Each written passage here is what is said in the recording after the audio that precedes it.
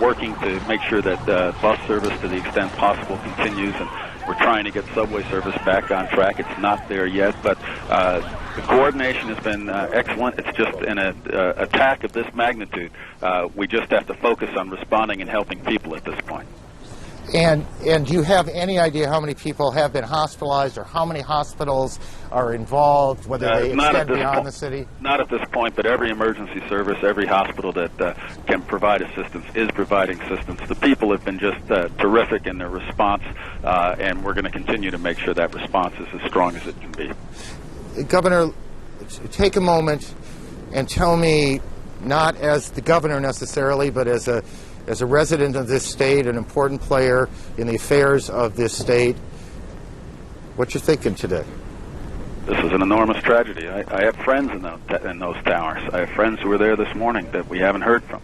And our thoughts go to the people who are there, to their families, to all those who are suffering at this time, and we will be there to help, and we will be there to do everything we can to make sure that the support and the services necessary are provided.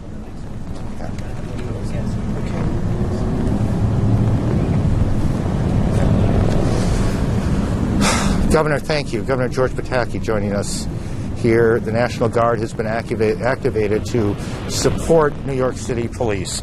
Andrea Koppel is on board a flight with the Secretary of State. Andrea, what are you hearing from officials there? Well, Aaron, Secretary Powell has been in Peru since last night. He was here to attend the Organization of American States General Assembly.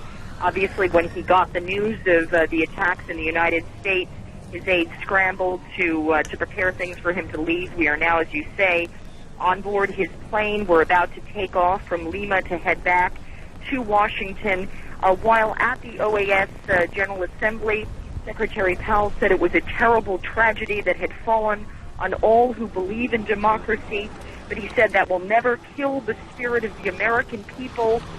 He also said that America will bring those responsible to justice, Aaron. There was also a minute of silence at the Organization of American States, and Secretary Powell obviously had to abruptly change his plans. He was supposed to be leaving Peru later this afternoon to head on to Colombia for his first trip there, but obviously the attacks in the United States have changed that, and he's headed back to Washington. Aaron? Andrea, give me a sense of the Secretary's demeanor. I mean, we know this is a man who has been through a lot in his life, has seen a lot in his life. Did he appear shaken to you?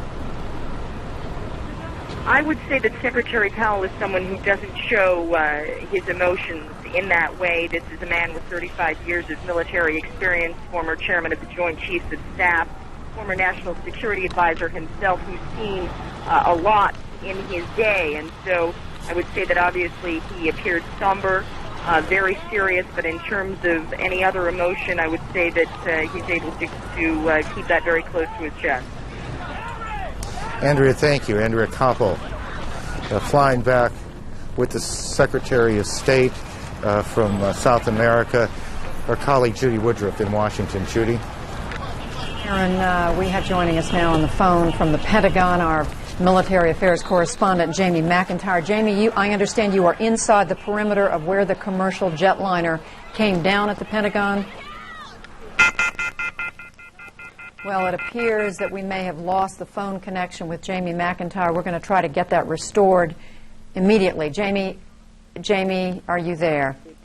Now we have Bob Franken, our Washington correspondent, joining us from the Pentagon. Bob, tell us what you are seeing there. Well, what we're seeing, of course, in back of me is the smoke that's coming from the west side of the Pentagon, where, as we now know, a plane which is believed to have been a jumbo jet crashed into the Pentagon. It has left a hole. There was a collapse of that side of the building. You're seeing the smoke, of course, to my rear. We're reporting from an east side vantage point along a highway that's a major artery here. It is also a place where there has been a constant alert looking skyward, repeated concerns that another plane was heading this way up toward the Potomac. These have been concerns that have been out there for a couple of hours. None of them have been realized yet. Of course, the tragedy was that at about 9:20 this morning Eastern Time, that plane crashed into the west side of the Pentagon. You can see overhead frequently helicopters that are circling the area, of course, looking to provide some visual sighting in case anybody, any sort of invader, anything like that,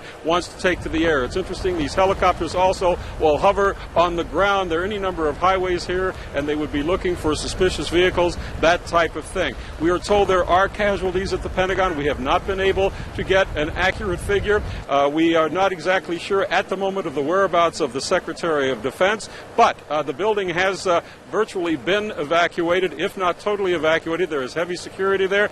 Investigations going on as they try and find out what happened. We constantly see sirens and hear sirens and see ambulances go by, many of them from Walter Reed Military Hospital on the other side of Washington, clearly going in there to help with whatever casualties there are. We also have seen a couple of times F-16s, at least one F-16 flying overhead a couple of times. That was reported as to be the case of the Pentagon scrambling fighter jets in case another plane was heading this way. But as I said, right now there has been no evidence of another plane coming this way. They're on full alert, of course, and trying to now recover from the severe damage that hit the other side of the building. Judy? All right, Bob Franken, I just want to remind our viewers that the section of the Pentagon that was hit was between the 4th, 5th, and 6th corridors. This confirmed apparently a little earlier today by Wesley Clark, General Clark, a former NATO chief.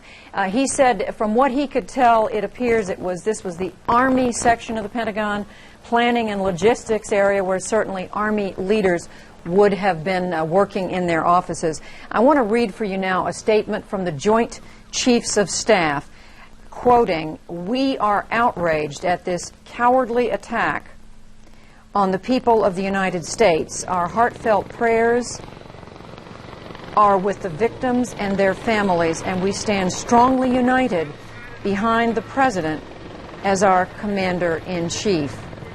And I want to clarify that this is a statement by the Joint Chiefs of Staff. I want to clarify that this is from the leadership of the Congress. I misunderstood when I was handed this just a moment ago. And continuing, congressional leaders, we will work with the President to ensure that the full resources of the United States government are brought to bear to protect the American people and to punish the perpetrators of these unconscionable acts. May God bless America. And just quickly, before I go back to Aaron Brown in New York, hospitals in Washington dealing with the casualties from the Pentagon Washington Hospital Center, 29 patients, a blood shortage, we are being told, in Washington. So any of you who are able to get to a hospital anywhere in the Washington area, it is very possible that there is a need for blood to be donated. So we will just put that information out there as well. Aaron, now back to you in New York. Judy, thanks. We now are being told that Los Angeles International Airport, LAX, has been evacuated. Again, this is another one of those multi-terminal airports. It's an enormous airport, and that is being evacuated. At least one of the flights, and perhaps two if memory serves me, that has gone down today was headed towards Los Angeles, one towards San Francisco.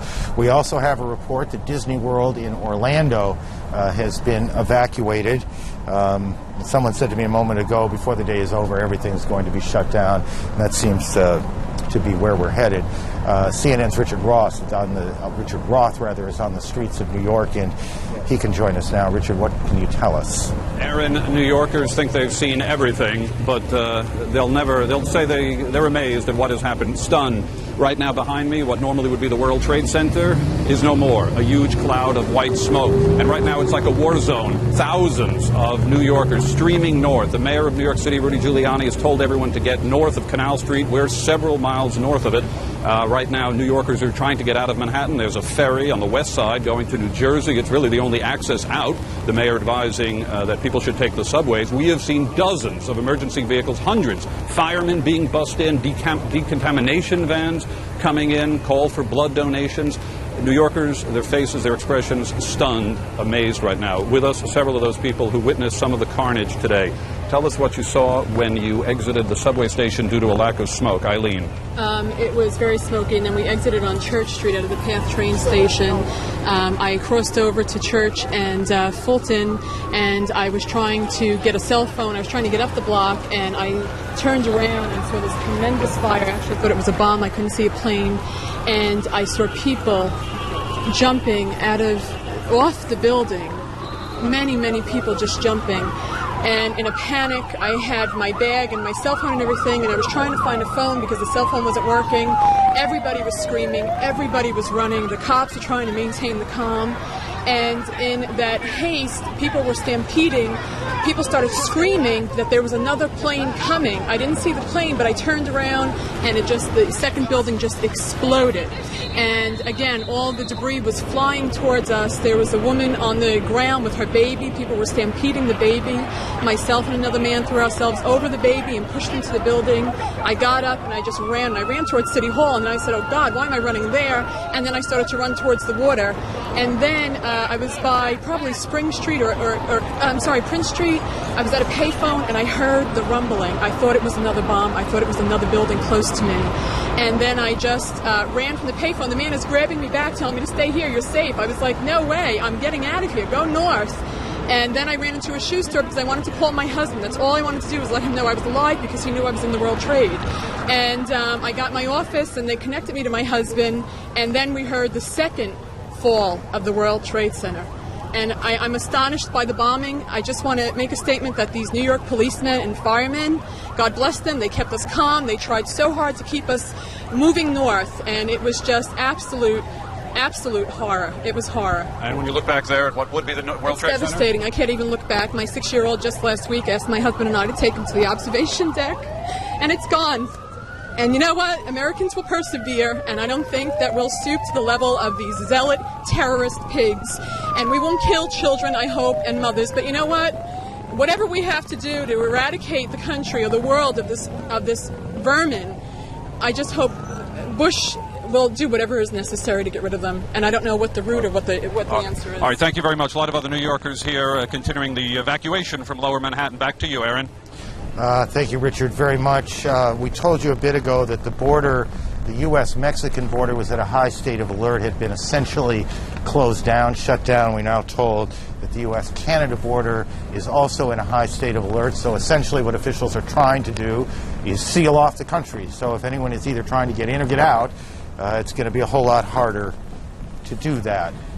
But what is possible and what is imaginable, I guess, changes some on a day like this. Jerry Howers, the former head of FEMA, the Federal Emergency Management Agency here in New York, and he joins us.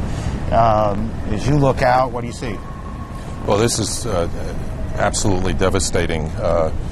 An incident like this will tax every bit of resource in New York City. Particularly since so many of the police officers and firefighters on the scene were injured.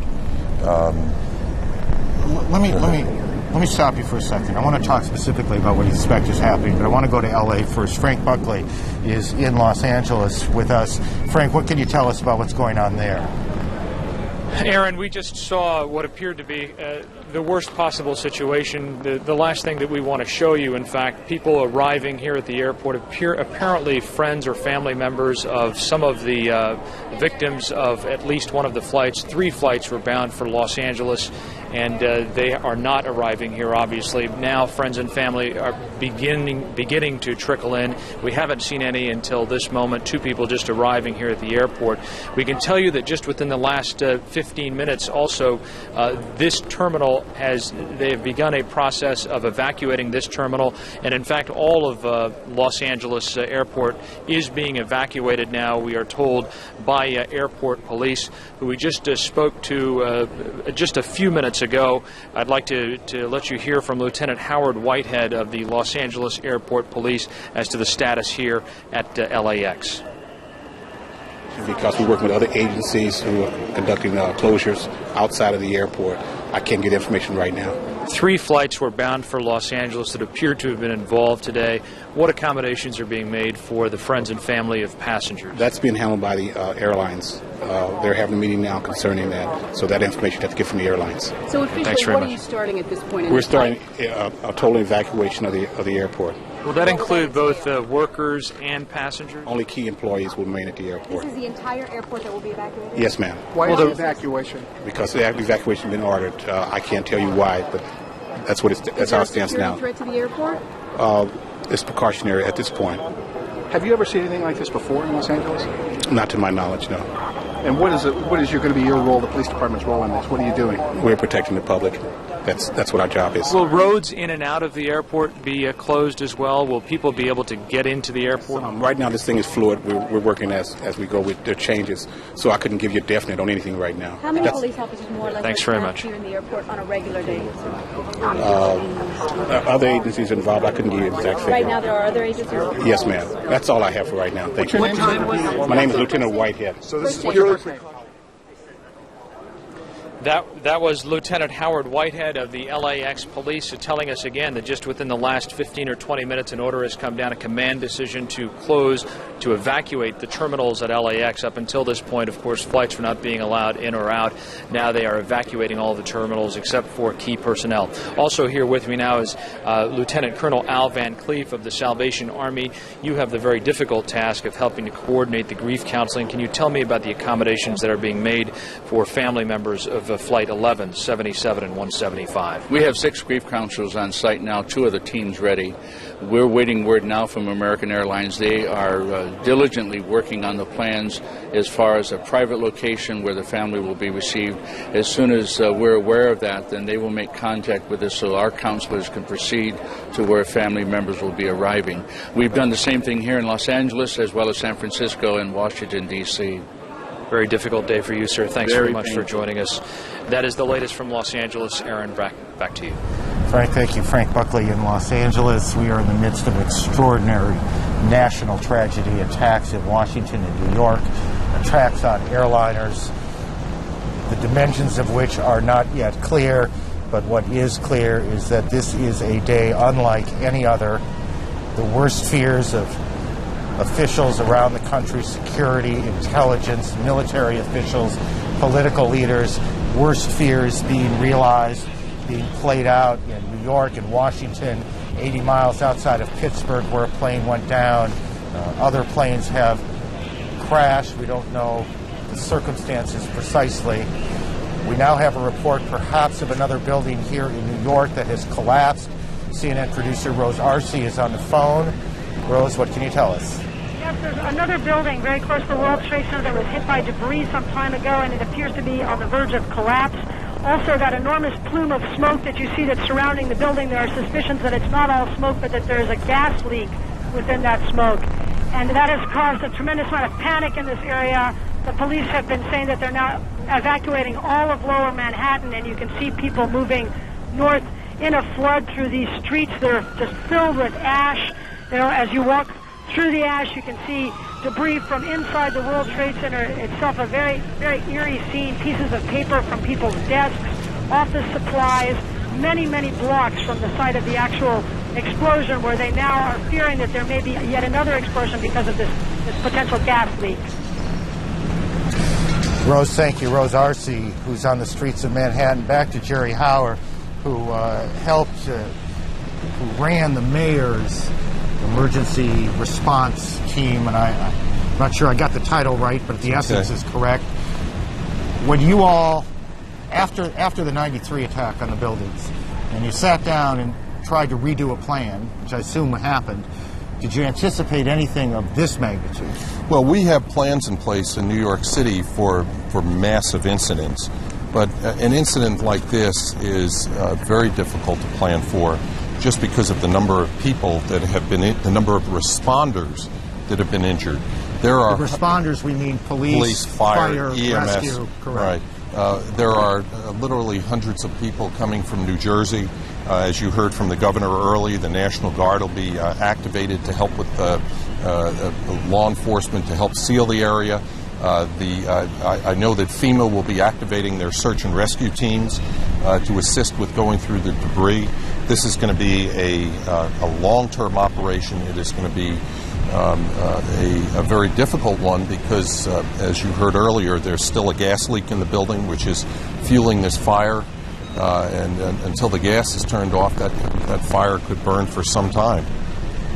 Stay with us, Jerry. Back to Washington. CNN's Judy Woodruff. Judy, you have more here. What can you tell us? Well, Aaron, we are monitoring, of course, statements from around the globe, and we've just, in the last few minutes, been able to get a statement from the Taliban ambassador to Pakistan. The Taliban, of course, being the religious organization that is the party controlling the government in Afghanistan. The name Mullah Abdul Salam Zaif said in reaction to the news of these terror attacks in the United States, and I am quoting, "We want to tell the American children that Afghanistan feels your pain, and we hope that the courts find justice." Now, this statement, again, made by a Taliban ambassador to Pakistan, his name, Mullah Abdul Salam Zaif, he made it at a news conference in Islamabad.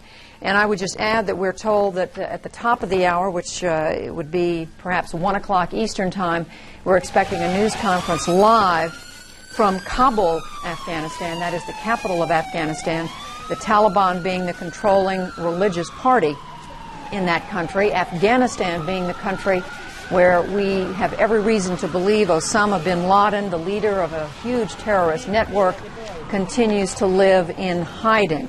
The Taliban has denied his presence there from time to time, but it is believed by those who follow the activities of his organization that he is in Afghanistan. So we will, of course, be watching that. Let me just... All right, Aaron, I want to go back to you now in New York. Thank you, Judy. We have on the phone with us New York's Mayor Rudy Giuliani. Mr. Mayor, give us your best piece of information as the situation right now. The situation right now is a massive rescue effort that's going on right now. We're trying to evacuate thousands and thousands of people. We have as many of our police and fire personnel as we have down in the southern part of Manhattan, evacuating people, trying to save as many lives as possible. We've been in communication with Governor Pataki, who's gotten the National Guard ready, and they're going to come in and relieve us a little bit later in the day. And we've spoken to the White House, and the urban search and rescue teams will come here also to assist us. But right now, it's the New York City Police and Fire, EMS, that are down there trying to evacuate as many people as we possibly can. And we've asked everyone to leave Lower Manhattan if they can on their own so that it relieves our efforts. And this will be going on all day. It's a horrible, horrible tragedy. It is that. Mr. Mayor, can you tell me, is it a... Are people panicking down there? Or no, are they people. leaving? I was, I was there right in a building that got hit by the debris when the first tower collapsed. So I had to evacuate with people, and we were trapped in the building for a while. And we finally were able to get out, and we all walked north. And people, everything that I observed, even though it was hundreds, maybe in some cases thousands of people that were walking down the street, they were orderly, they were calm, they handled themselves really probably better than anybody had any right to expect. And Mr. Mayor, we were told one of the problems, and Lord knows there are hundreds of problems, one of the problems was that a large number of police, fire, EMS personnel have also been injured in this. Can you shed any light on that? I don't even want to contemplate what the number will be. But when the building collapsed, we had a lot of our police officers and firefighters in the building, and I know many of them because I saw some of them go in because I was there, and I'm praying for them. I just hope they're able to get out. I think we all are. The losses to our police department and fire department, Sir, are going to be severe. Do you believe that was there another set of explosions that caused the buildings to collapse, or was it the structural damage caused by the planes? I don't know. I saw the first collapse and heard the second because I was in a building when the second took place. I think it was structural, but I cannot be sure. And can you tell us how many hospitals in the city and perhaps outside the city too All of them. Right now, at last count, we were utilizing over 50. I think it'll be over 100 and that was as of a half hour ago. And utilizing all of the hospitals in New York City. We're utilizing the hospitals in Westchester and Rockland, Nassau County, northern New Jersey. And the main thing we have to urge people to do is to be calm and evacuate Lower Manhattan. And as far as the rest of the city is concerned, just to go about their lives as best as possible. I never thought I would see something like this happen. I got there after the first plane hit and before the second, and watching people jump from the top of the World Trade Center is an unbelievable sight. Mr. Mayor, my colleague Jeff Greenfield is with us also. Jeff? Mr. Mayor, in terms of, you've already said that you want Lower Manhattan evacuated, you want everybody else to go about their business. Are there specific instructions that you want to communicate right now to police, fire, everybody else? Well, police and fire are there, and they're there in large numbers, and they are, first of all, trying to get into the rubble and the debris to save as many people as possible. We also have thousands of police officers in Lower Manhattan, and what we want people to do is to leave Lower Manhattan if they can on their own. Just to walk. I just talked to Dick Grasso, who runs the stock exchange, and we have a lot of police there. They have 3,000 people there. We're going to walk them out. We're walking them east and then north, which is essentially the way I walked out. I was right below the World Trade Center when it collapsed, and then we walked up to Greenwich Village. People should walk out of Lower Manhattan, get above Canal Street, for safety reasons, but for a second reason. We need people out of there so we can get thousands of ambulances in and out over the course of the next couple hours. And the fewer people we have there, the more lives we're going to be able to save. Mr. Mayor, are the subways operating? The subways are operating outside of Manhattan. Outside of Manhattan, the subways are operating. A couple of delays here and there, but in all other four boroughs, the subways are operating. In Manhattan, there are significant delays. We thought we had the Lexington Avenue open, but it is not. I'm just checking right now. The Lexington Avenue is not open. The A train is working, and people will just have to test and see. The best thing to do right now is to walk. The safest and best thing to do is to walk to your destination. Where schools have remained open, and we've worked with the chancellor to try to make certain that the schools will remain open for as long as they have to help parents with the kids that would be coming home, starting at around 1 or 2 o'clock. Mr. Mayor, as you know better than anyone, and certainly New Yorkers know, but people around the country perhaps do not, this was Election Day here. What is the status of the election? We canceled it. The governor and I decided about an hour and a half ago that it made no sense to have an election today. We needed all those police officers who were at the election site, and we need to focus on rescue. So we'll find another day. We'll find another day for the election. The governor and I made that decision about an hour and a half ago. Mr. Mayor, you're a very focused guy in moments like this.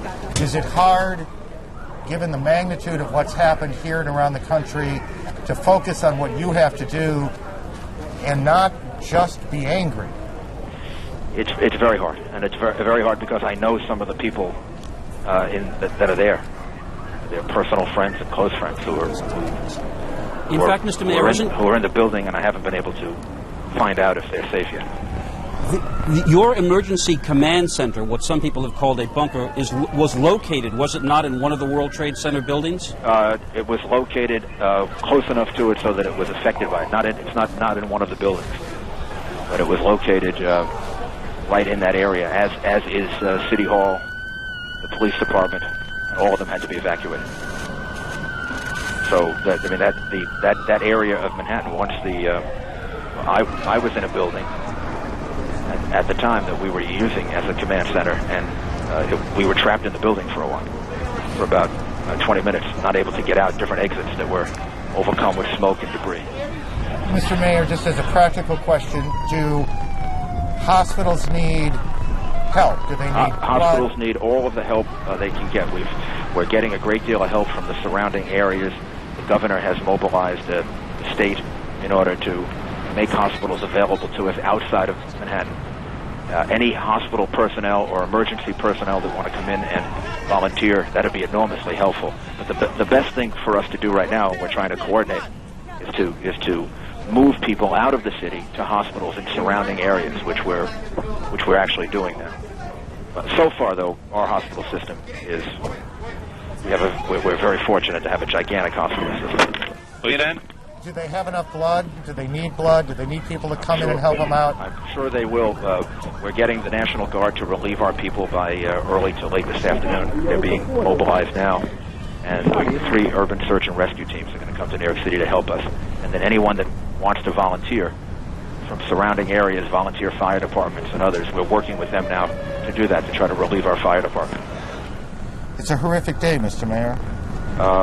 There's no possible way to begin to describe it. No, there is not. To see what happened there is, of course, it makes you very, very angry. It's almost impossible to describe the level of anger that you have that somebody or someone would do something like this. And all of the good and wonderful people that were affected by this. There's no reason for this. There's no excuse for this. And there's something like this is just something you never thought you would live to see. I couldn't agree more, sir. Thank you for joining us. Thank you. New York's Mayor Rudy Giuliani on what was to be an election day. The mayor not up for re-election because of term limits, but the election has been postponed. Jeff, I just step back for a second. Well, that's you talk about anger, and we stand up here and we look at this, and we've all listened to what's been going on now as we've been on the air for 3 hours or so. And there was a woman that Richard Roth interviewed about a half hour ago who said what I suspect most Americans are feeling right now, and some would like to say and can't, how angry she was, how cowardly this all seemed to her. Quickly, we go back to Washington and Judy Woodruff. Judy? Aaron, government sources telling CNN that President Bush, who had been in Florida for a 2-day trip and who broke that trip off this morning to head back to Washington, will now not return to Washington. Repeating, President Bush will not return to Washington. We do not know where the president will land or whether where his aircraft will go, Air Force One, but we just are passing along this information just as soon as we have it. Again, as we were talking to former NATO head Wesley Clark, General Wesley Clark, a little while ago, he pointed out that there are contingency plans that the military and the security people have for the president in a situation like this. So we're not going to do any speculating right here about where the president might be going. Joining us now on the telephone, there is some information we want to share with you about aircraft in the sky that is, we're told, is safe right now. We're told by the FAA, the Federal Aviation Administration, they're telling us 50 aircraft are safely in the sky right now, all within about 50 miles of their destination. But in the meantime, we want to talk to Utah Republican Senator Orrin Hatch, who's joining us on the telephones. Senator Hatch, are you there? Yes, I am. And I know my colleague Wolf Blitzer, who's here with me in the studio in Washington, had also talked with you. Senator, you've been briefed by what authorities? Well, I'm on both the Judiciary Committee and also the Intelligence Committee, and I've been briefed by the highest levels of the FBI and of the intelligence community. And I just have to say our thoughts and prayers go out to the victims of this terrible tragedy caused by a bunch of cowards. And there's no justification for what these cowards have done to purely innocent Americans, but I do have some information.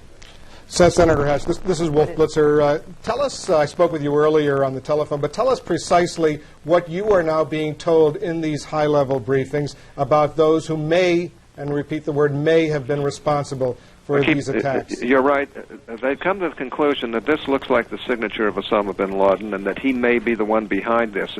I think most authorities agree that this is something that we doubt seriously if Iran, Iraq, or Libya would try and do, because they know of the massive response that we'd have to bring down on them. But there was no advance notice at all. They had no way of knowing that this was going to happen. It was carefully planned.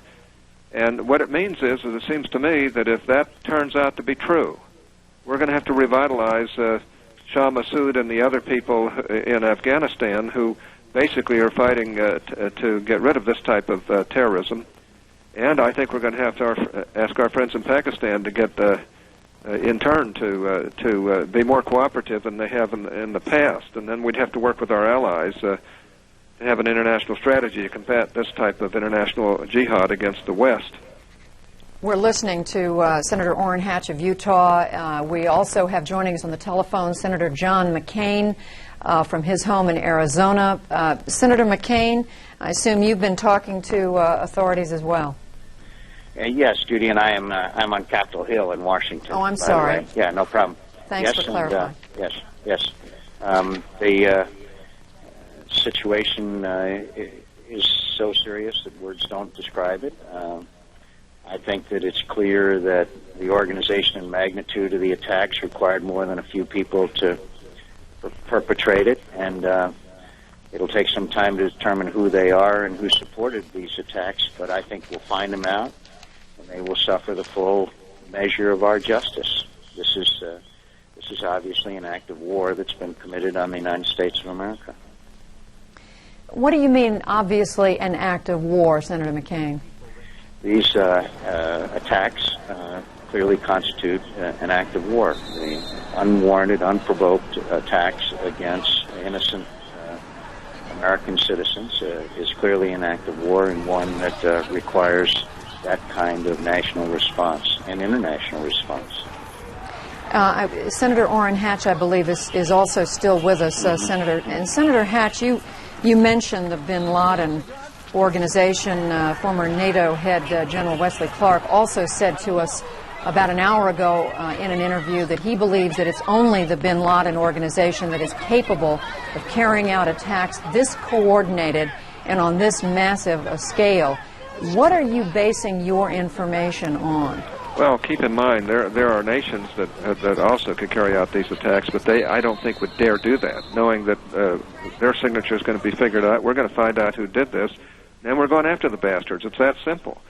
And I just have to say that both the FBI and our intelligence community believe that this is a bin Laden signature, and I believe it is. I was the first to point out bin Laden to the Clinton administration and said they're going to kill Americans, and we've got to get on top of that. And I think we're going to have to get on top of it, because this is a cowardly bunch who will stop at nothing to, like you say, have a jihad or a war against the United States, and to do it in the most cowardly fashion. But Senator McCain, I mean, there will be those who are saying the United States was taking all reasonable precautions. We have security at airports, metal detectors, and so forth and so on. How much more is going to have to be done to prevent something like these things from happening again? Judy, I don't think our lifestyles will be the same for a long time, since it was before these attacks, as far as use of transportation, particularly airports, are concerned. There have been warnings about whether our security was good enough and whether the proper measures were being taken. I'm sure that'll all be reviewed. By the way, I have no information as to who caused this, and I hesitate to speculate, but I am confident that the President of the United States will lead us, and we will find out who has carried out these acts. And I think it's a little premature to make that determination until we have the hard facts, but I'm sure that we'll get them. The other aspect of this is that it may highlight over time the need for more human intelligence. We have very good technical intelligence capabilities, satellites, etc., but for many years we haven't had the kind of human intelligence which determines motivations before actions are taken. I'm going to interrupt you, Senator McCain. These are the first pictures we have in. This is from Somerset County, Pennsylvania. This is where the United Airlines flight, I believe it is 176, went down.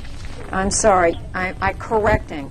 United Airlines 93. This was a Boeing 757 bound from Newark, New Jersey to San Francisco. It crashed in Somerset County, Pennsylvania, near the town of Shanksville, south of Pittsburgh. We're told about 80 miles outside of Pittsburgh in western Pennsylvania.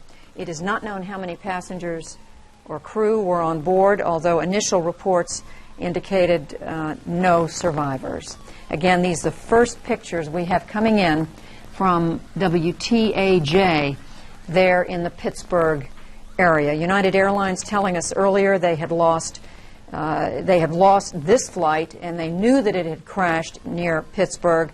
There is a second United Airlines flight, the Boeing 767, Flight 175, bound from Boston to Los Angeles, has crashed. The airline's still telling us at this point that they do not know where. We don't have information on the number of people aboard. It is possible, but not confirmed, that this would have been the second plane to hit the World Trade Center. Now, again, 2 United Airlines flights, and in addition to American Airlines flights, the Flight 11 from Boston to Los Angeles, this was a Boeing 767 with 81 passengers on board, 9 crew members, 2 pilots. This is believed to be one of the planes that crashed into the World Trade Center. All 4 of these planes that we're describing to you now, these flights, all headed to California. The second American Airlines Flight 77, this is a Boeing 757, left Dulles Airport near Washington on its way to Los Angeles. It had 58 passengers on board, 4 crew, 2 pilots. This plane unaccounted for. However, a commercial jet was seen crashing into the Pentagon a few hours ago, and it is believed that this could have been the one, but again, not confirmed. So 2 commercial airliners, American Airlines, 2 United Airlines. And I would just add at this point, because to be reassuring to some extent to those of you who are watching, we've been reporting that all flights within the United States have been canceled. There's been a complete hold down on all commercial travel. However, there were planes that were already in the air when these terrible incidents took place this morning.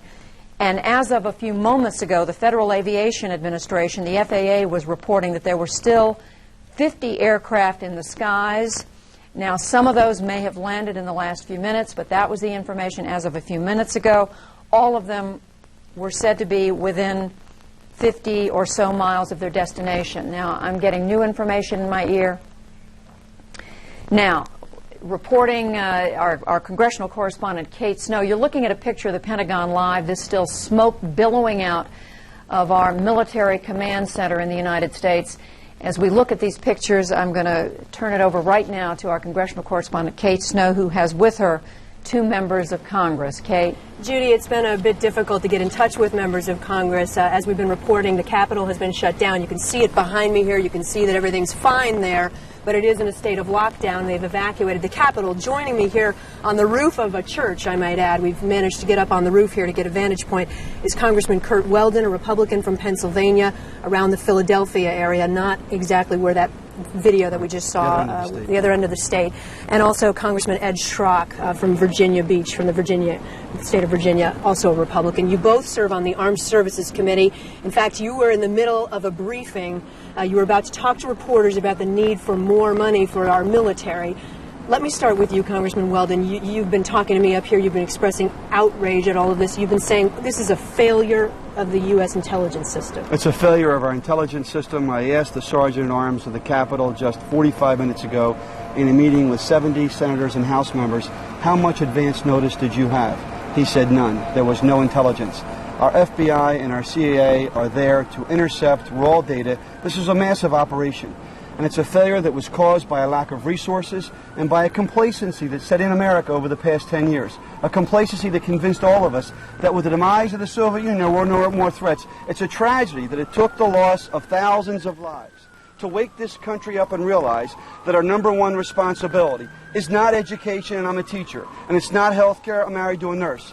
It is in fact the security and the safety of the American people. And today, our government failed the American people. Congressman Schrock, how much information have you as a member of Congress been able to get? I know that the members have been milling around here trying to get information. Have you been able to get information? Not a whole lot. The most information we got was when we went to the U.S. Capitol Police headquarters, and they were piecing together what had happened and trying to feed us as they got that, but nothing substantive. It seems like there's no game plan in operation. Do the two of you know why you were evacuated from the U.S. Capitol? Absolutely. I talked to Bill Livingood, the Sergeant-at-Arms in the Capitol, and he said, Kurt, we've been told that a plane is taken off from Reagan, and we think it may be heading toward the Capitol. I mean, they've hit our economic center, the World Trade Center, they hit our Pentagon, they hit our State Department, so the obvious next item you'd like to hit is the U.S. Capitol and perhaps the Supreme Court. And obviously those are unconfirmed reports that That's any right. plane, but there were rumors here That's for right. a good 2 hours that there were potentially planes headed this Right. direction. Now we're You in heard total that. lockdown, as you said, and members are basically scattered around the city. But we're going to get back to work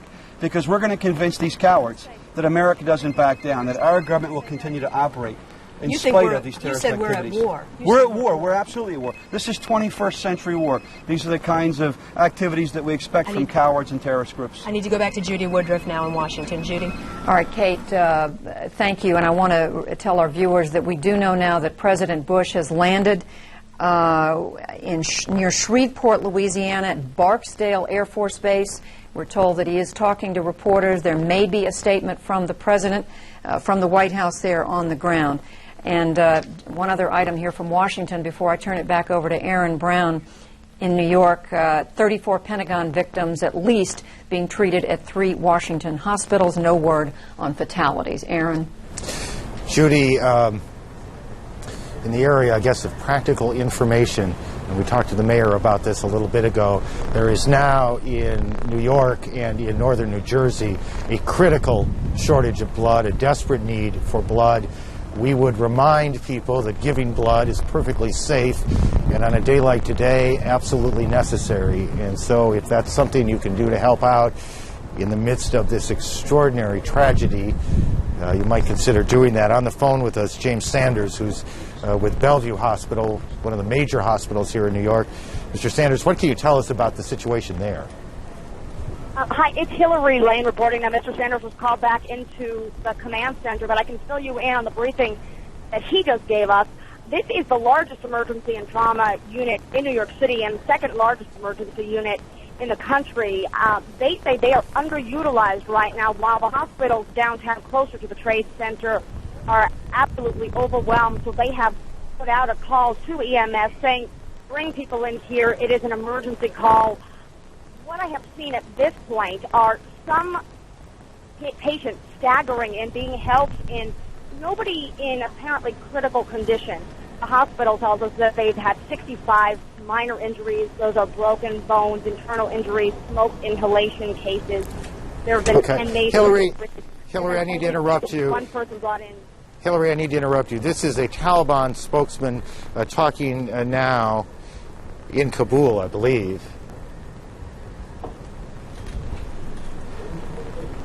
This is coming to us by video phone from Afghanistan. And I am not hearing, and perhaps you guys are, but I am not hearing him.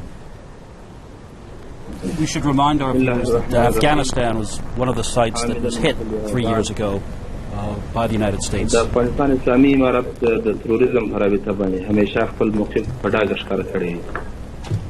بسم الله الرحمن الرحیم. The Islamic Emirate of Afghanistan has already explicitly said its standpoint or its position about terrorism. د تروریزم ټول انواع او ډولونه لکه څنګه چې په افغانستان کې هم ورانې پیش کړي دي او دلته موږ همیشه د تروریزم ښکار شوي یو دلته مو غندلې دي او په نړیوال سطح باندې هم د دې غندنه کوو. We have criticized all forms of criticism as Afghanistan has itself faced and has become the victim of terrorism, and we even now criticize these kind of acts. تروریزم یو ویرونکې دا راچونکې او نفرت پېښونکې لاره ده.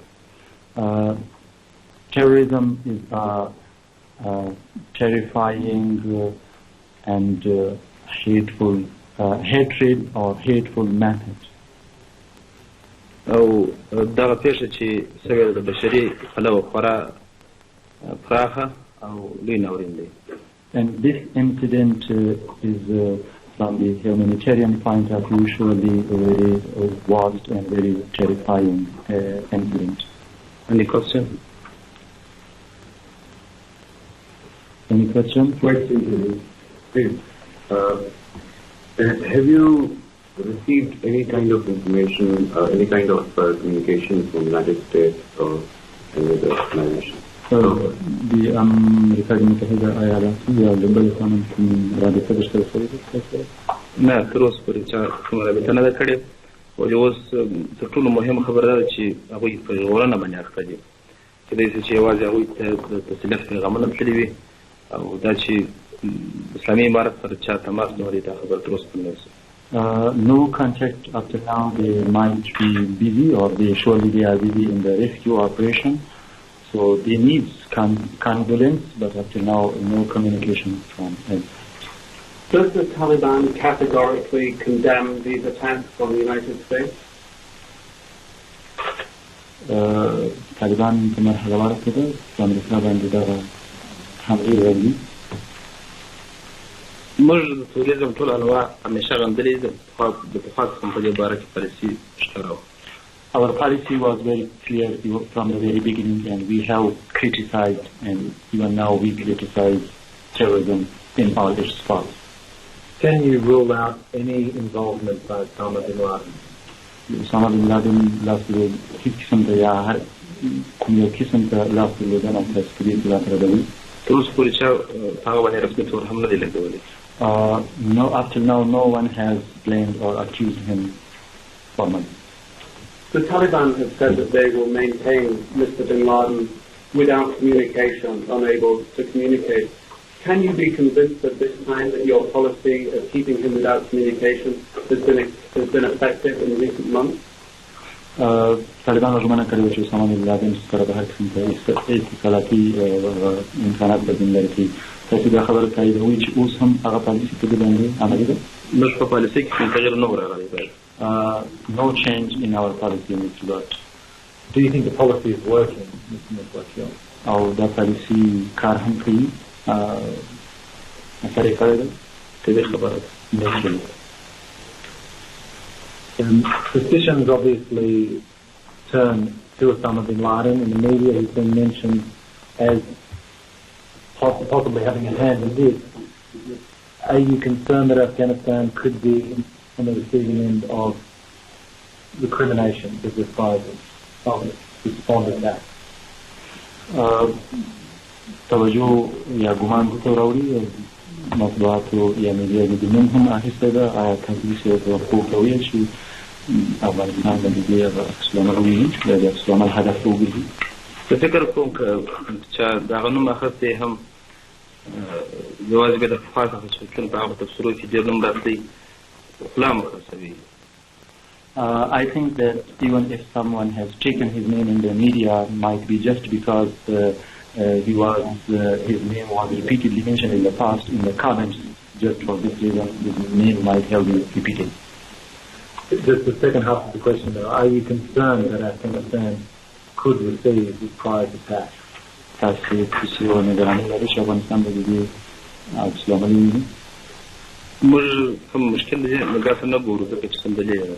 We don't see or foresee any difficulty in this regard because there is no argument or no reason for it. If it were to happen, if there were to be attacks, what would the implications be of such a situation? If there were attacks from... As Jonathan said, if there were to be reprisals against Afghanistan, what would the implications of that be? چې په دغه چې یو پېښه وشي عکس العمل ښکاره شي د هغه اغېزې به څه وي؟ هغه به د هغه وخت سره ګورو خو ما مخکې ویل چې ټول انواع د تروریزم هغه په دولتي شکل باندې که چېرته یو هېواد بل هېواد ولید طبعا هغه دولتي تروریزم. It is a little bit earlier to say at this stage, but as we said that we criticize all forms of criticism, so if Afghanistan is attacked, then we can call it state terrorism. There's also been concerns expressed about Arab mercenaries fighters in Afghanistan and allegations that there's maybe an Arab connection to these acts of terrorism have also been raised. Can you talk to those concerns? Can you rule out any Arab links? Afghanistan ki Arabi atba ya baz dasi grupuna چې د افغانو دنیا خطر احساسوي تاسو د یو لاس درلودنه په دې پېښه کې هم ردوئ؟ زه فکر کوم چې دا پېښه ډېره لو پېښه ده او دا به داسې چا پسې منسوبول چې زړه ته هم ونه لوېږي چې دا کار وکړي دا به کېدای شي چې یو ناانصافي وي یو څوم تخمین ونه وي. It is a very big and enormous incident. So just to connect it with some people that even one's logic cannot even accept it. So in my opinion, it might not be justified. Mr. Mitchell, are you surprised that the United States has received this sort of attack? بأمريكا هدایت شدیدی حملات و هدف وزارت ایران هرانسوی است. دې خبر ده چې د خپل نوې دا پیښه چې د امریکا په تاریخ کې ډېره لویه پیښه ده دا چې لپاره طبیعي خبر د حیرانۍ وړ ده. Naturally, because this might be the only and the unique kind of incident in the history of the United States. So, like anyone is also. What I'm getting at is do you think the United States has perhaps invited this, given its policy around the world and the growing resentment that some forces feel towards the United States? So what I'm suggesting is that the United States is the Taliban official in Kabul. The relevance here, of course, is that the United States government has blamed the Afghani government for harboring Osama bin Laden, who may or may not be responsible for the events that have happened here in the country today, and therefore the Taliban response. The president, who was in Sarasota, Florida, when President Bush, when the first attack on the Trade Center took place, issued a statement then. He left Sarasota. He is not going back to the White House, at least not yet, but he has told reporters, quote, "We have taken all appropriate security precautions to protect the American people. Make no mistake," said the president, "the United States will hunt down and punish those responsible for these cowardly acts." The president said the U.S. military has been put on a high alert status and said he had taken security precautions to ensure the government continues to function. And as we said, the president at this moment is not going back to Washington. He has been taken elsewhere for his own safety. There is no reason, by the way, at this point to believe there are continuing threats, but that doesn't mean there aren't any, and the Secret Service is taking no chances, and we can't recall anything even approaching that. We also have a report coming out of London from the Associated Press that followers of Osama bin Laden had warned 3 weeks ago that they would carry out a huge and unprecedented attack on U.S. interests. That, according to a London-based Arab journalist, he adds, they said it would be huge and unprecedented, but did not specify what it was, and we will not assume that this is what it was, but obviously a lot of people are wondering. Joining us on the phone, Richard Holbrooke, former American ambassador to the United Nations, Robert Gates, former head of the CIA, and they join us. Mr. Gates, let me start with you because I suspect that millions of Americans right now are asking, how could something like this happen? How could it happen?